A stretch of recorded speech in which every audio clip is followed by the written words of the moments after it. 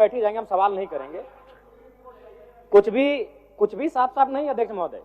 माननीय मंत्री, 2 मंत्री खड़े होकर हमें संतुष्ट नहीं कर पा रहे। हाईकोर्ट ने ठीक है दिसंबर महीने में रोक लगाया है, हम मान रहे हैं दिसंबर महीने में हाईकोर्ट ने रोक लगाया है, लेकिन आप जो डेटा दे रहे हो 2022 से लेकर 2024 तक का दे रहे हैं, और उस डेटा के अनुसार आप मान रहे हैं अध्यक्ष महोदय। अध्यक्ष महोदय, इस प्रश्न का उत्तर मुझे पूर्व में ही प्राप्त हो चुका है, और चूंकि माननीय मंत्री महोदय नया प्रभार है, इसलिए मैं इनको इस कार्य के लिए विशेष दोष नहीं दूंगा, लेकिन ये काफी गंभीर प्रश्न है और उत्तर में इन्होंने स्पष्ट कह दिया है। चूंकि मैंने ये प्रश्न मांगा था कि झारखंड के लोग निजी उद्योगों में कितने बहाल हैं, तो इनका उत्तर था, विभाग का जो उत्तर हमें मिला है, जिसमें इन्होंने 2.5 लाख के आसपास बताया कि इनके पे रोल में नामित है, जिनमें मात्र 53,000 झारखंडी है।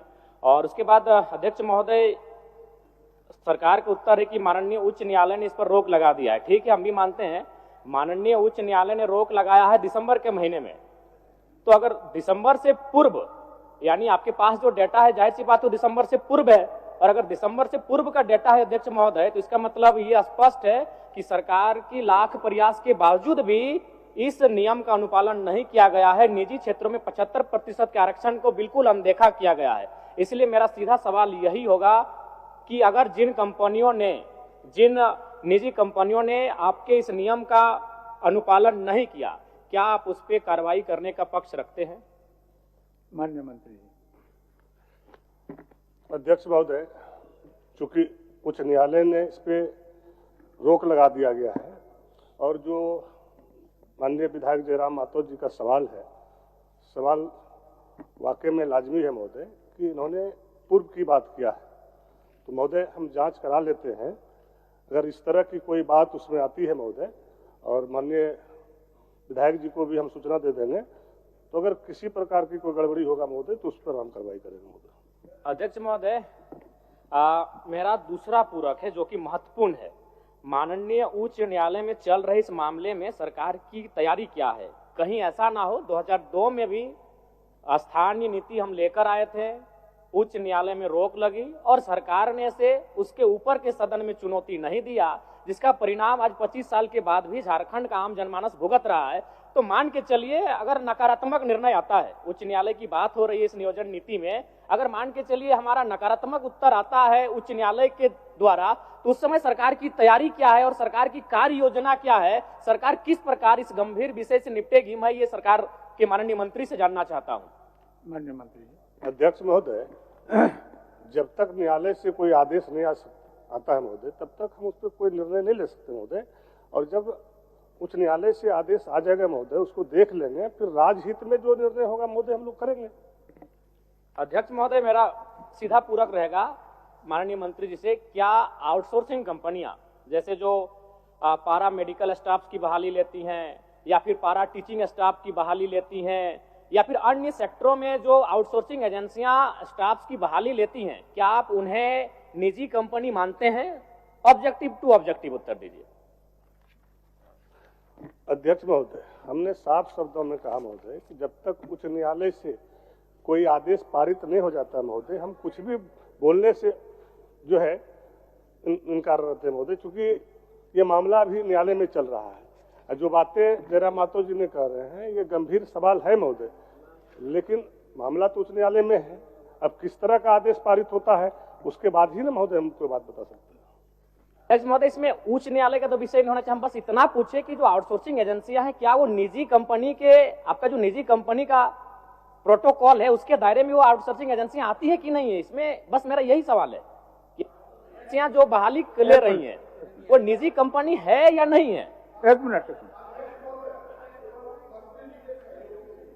मंत्री जी के सहयोग के लिए कि वह जो नियम है अध्यक्ष महोदय, उसमें यह प्रावधानित है कि 3 वर्ष तक 75% एडजस्टमेंट करना है। यह कानून मात्र 1 साल तक चला, 3 वर्षों तक चलता तो शायद एडजस्टमेंट हो जाता 75%, जो माननीय सदस्य कह रहे हैं। और दूसरा, उस कानून में यह भी प्रावधान है अध्यक्ष महोदय कि कोई लोक उपक्रम, सरकारी लोक उपक्रम को अगर आउट सोर्सिंग एजेंसी भी काम करेगी तो वहां भी ये नियम लागू होगा, जो माननीय सदस्य जानना चाह रहे, केवल मंत्री जी की सहयोग। एक मिनट मंत्री जी, एक मिनट आप बोलिए। एक मिनट मंत्री बैठिए। एक के साथ जवाब दे दीजिएगा। बहुत ही महत्वपूर्ण प्रश्न है पूरे झारखंड के स्थानीय झारखंडी मूलवासी का अध्यक्ष महोदय। माननीय सदस्य जयराम भाई का यही है चिंता कि जो अभी एजेंसी मैन पावर जो रिक्रूट कर रही है सरकार के अधीन, क्या वो एजेंसी को आप निजी कंपनी मानते हैं, हाँ या ना? दूसरा, मानते हैं तो उस पर ये 75% यहाँ के मूलवासी, यहाँ के आदिवासी, यहाँ के झारखंडी लोगों को 75% आरक्षण दे रहे हैं कि नहीं दे रहे हैं? नहीं दे रहे हैं तो देंगे कि नहीं देंगे? और तीसरा कि जो आपने ढोल बजाया कि 75% यहाँ के निजी क्षेत्रों में काम करने वाले को, झारखंडियों को नौकरी मिलेगा, हाईकोर्ट में आपने ऐसा पॉलिसी बनाया कि टर्न डाउन हो गया, तो आप ऐसा क्या पॉलिसी बनाएंगे जहां पर झारखंड के नौजवानों को रोजगार में प्राथमिकता 75% मिले? चलिए आप एक मिनट। माननीय मंत्री को थोड़ा सा सहयोग कर देना चाहते हैं।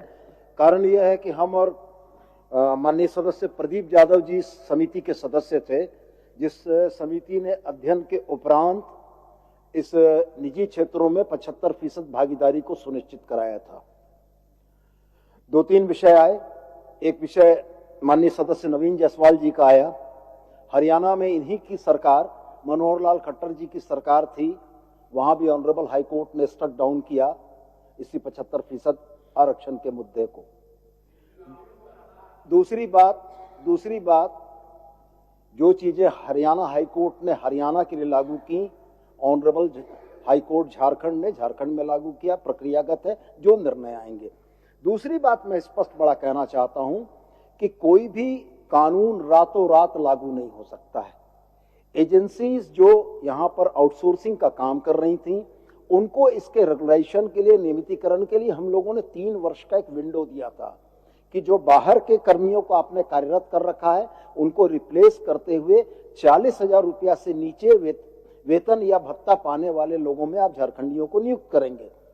तो सवाल यह है कि ऑनरेबल हाईकोर्ट के आदेश से पहले कंपनियां इसका अनुपालन कर रही थी और इसको हम लोग अपनी इन्फोर्समेंट एजेंसीज के माध्यम से अनुपालन करा रहे थे। माननीय उच्च न्यायालय का न्यायाधीश जब इन बातों को भी रोकता है, तो आउटसोर्सिंग कंपनी में भी इन चीजों को लागू कर पाना संभव नहीं है, क्योंकि यह न्यायाधीश का उल्लंघन होगा। और जहां तक रह गया सवाल आउटसोर्सिंग कंपनियों के निजी होने का और नहीं होने का, तो वास्तव में वो तो निजी कंपनियां हैं ही, लेकिन यह कानून उन पर इसलिए प्रभावी नहीं है कि न्यायाधीश ने हमारे हाथ बांध रखे हैं। मान्यवर। माननीय मंत्री जी, माननीय सदस्य, प्रश्नकर्ता का एक ही सवाल है आपसे। प्रश्नकर्ता चाह रहे हैं जो निजी कंपनी अपना अहर्ता को, निजी कंपनी होने का जो अहर्ता है उसको रखता है या नहीं, यही ना जयराम जी? ठीक, बोलिए। अध्यक्ष महोदय, आउटसोर्सिंग एजेंसी निजी कंपनी मानती है महोदय, और जो बातें 75% का है महोदय, साफ शब्दों में माननीय सदस्य सोनू जी ने, प्रदीप जी ने, नवीन जी ने क्लियर कर दिया महोदय। और इस चीजों को जैसे भी हाईकोर्ट का आदेश आता महोदय, अब क्या आदेश आता है उसके बावजूद हम लोग निर्णय लेंगे महोदय। ठीक ठीक। लास्ट हम आप उसके बाद बैठ ही जाएंगे, हम सवाल नहीं करेंगे। कुछ भी साफ साफ नहीं अध्यक्ष महोदय। माननीय मंत्री, 2 मंत्री खड़े होकर हमें संतुष्ट नहीं कर पा रहे। हाईकोर्ट ने ठीक है दिसंबर महीने में रोक लगाया है, हम मान रहे हैं दिसंबर महीने में हाईकोर्ट ने रोक लगाया है, लेकिन आप जो डेटा दे रहे हो 2022 से लेकर 2024 तक का दे रहे हैं, और उस डेटा के अनुसार आप मान रहे हैं अध्यक्ष महोदय, उस डेटा के अनुसार ये मान रहे हैं कि 53,000 झारखंडी वर्कर हैं, 2 लाख गैर झारखंडी हैं। तो कैसे हम अपने आप को संतुष्ट कर पाएंगे? ना हम संतुष्ट हो पा रहे हैं, ना आज इस सत्र को घरों में बैठकर जो झारखंडी देख रहे हैं वो युवा संतुष्ट हो पाएंगे।